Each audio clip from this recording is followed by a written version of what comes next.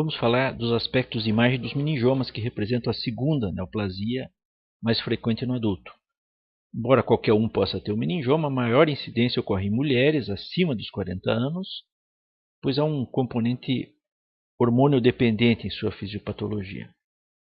Vamos ver as características do meningioma que podem interferir com seu aspecto nos exames de imagem. Eles se originam das pacmeninges, ou mais precisamente da aracnoide, e podem formar massas, que são bolas, ou no caso, como nós já vamos ver, meias bolas,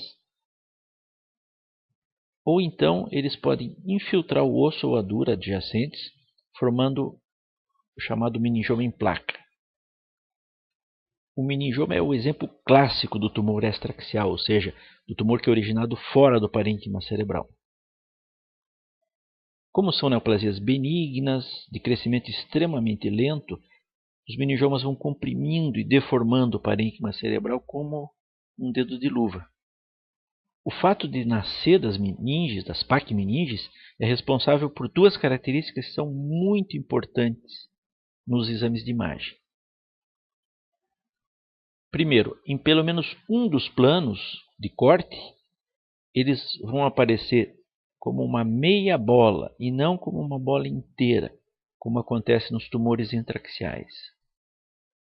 E essa meia bola tem contato amplo com as pacmeninges, o que não acontece com outros tumores intra- ou extraaxiais que não se originem na meninge.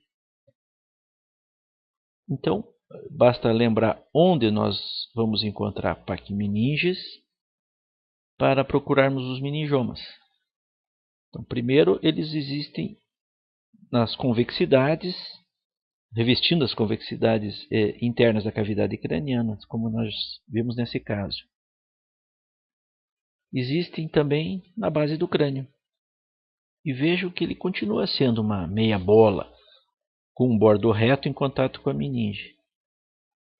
Mas vale a pena lembrar que se em um dos planos é bem fácil definir que a lesão é extraaxial e cresce como um dedo de luva,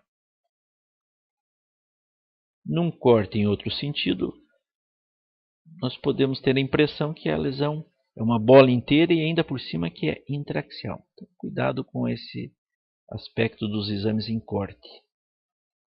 Também temos pacmeninges nas projeções da dura mater, como a foice cerebral, que também é um sítio frequente de meningiomas, e o tentório, de onde o meningioma pode crescer tanto para a fossa posterior quanto para o compartimento superior.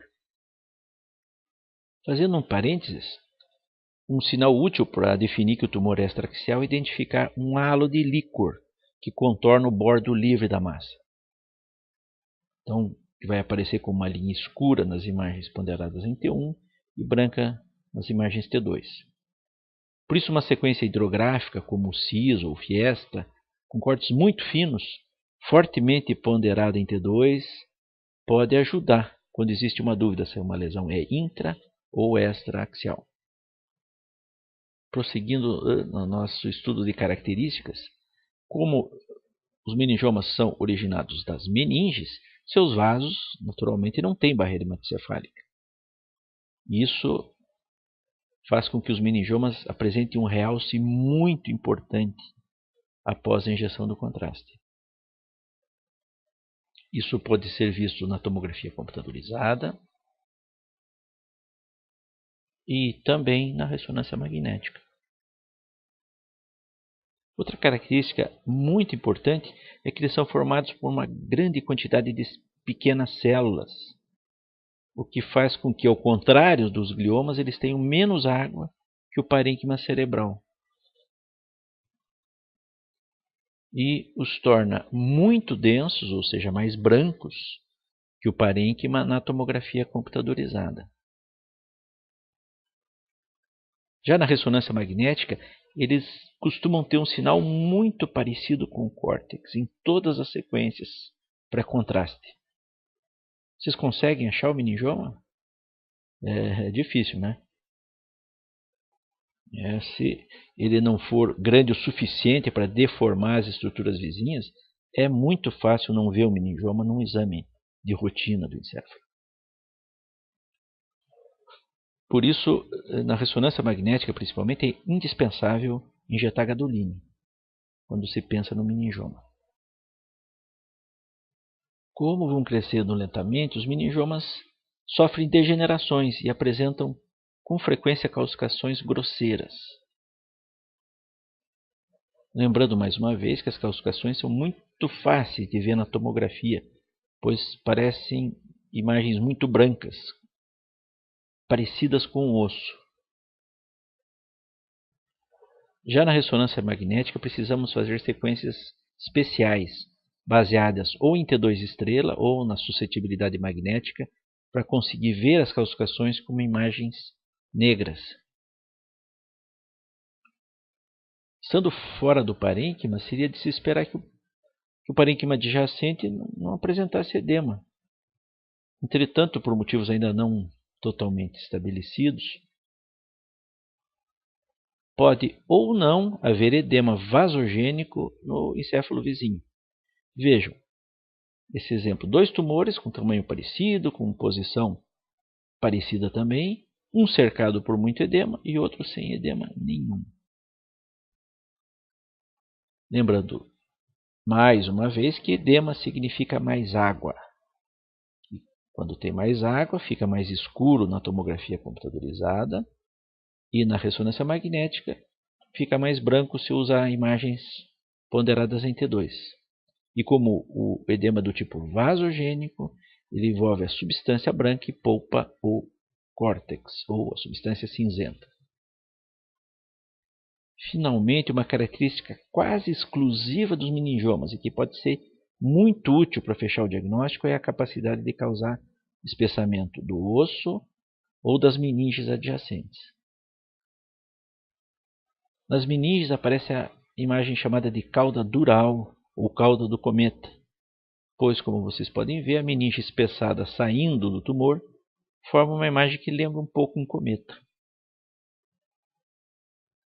O espessamento ósseo é ainda mais específico. Só algumas metástases, principalmente o carcinoma de próstata, podem causar alguma coisa parecida com o espessamento ósseo do meningioma. Vejam que o osso se espessa, o que, claro, que pode ser melhor visto na tomografia, que tem melhor resolução para alterações ósseas, mas também dá para ver na ressonância magnética. A ressonância tem a vantagem de mostrar melhor o componente de partes moles. Por quê? Porque raramente o meningioma forma uma lâmina de tumor que acompanha e infiltra o osso. É o chamado meningioma em placa. Na tomografia é mais difícil de enxergar, porque a atenuação muito importante do raio-x encobre esse lençol de tumor, enquanto na ressonância o osso não gera sinal e fica fácil de ser demonstrada a presença do meningioma em placa. É bom lembrar que nem sempre o osso espessado indica infiltração tumoral. Às vezes é simplesmente uma reação osteoblástica. Por que isso é importante? Porque se eu fizer uma biópsia do osso, eu posso ter só reação óssea e não ter nenhuma célula de meningioma infiltrando. Resumindo, os meningiomas aparecem como lesões com amplo contato com as paquimeninges, assumindo a forma de meia bola em um dos planos de corte, com realce intenso pelo contraste. Eles normalmente são muito densos na tomografia e menos hiperintensos em T2 que os gliomas, na ressonância magnética, já que eles têm muitas células e menos água que o parênquima adjacente. Com frequência tem calcificações grosseiras, que podem ou não gerar edema no parênquima cerebral adjacente, e tem uma característica específica de espessar as paquimeninges ou o osso adjacente ao tumor. Muito obrigado.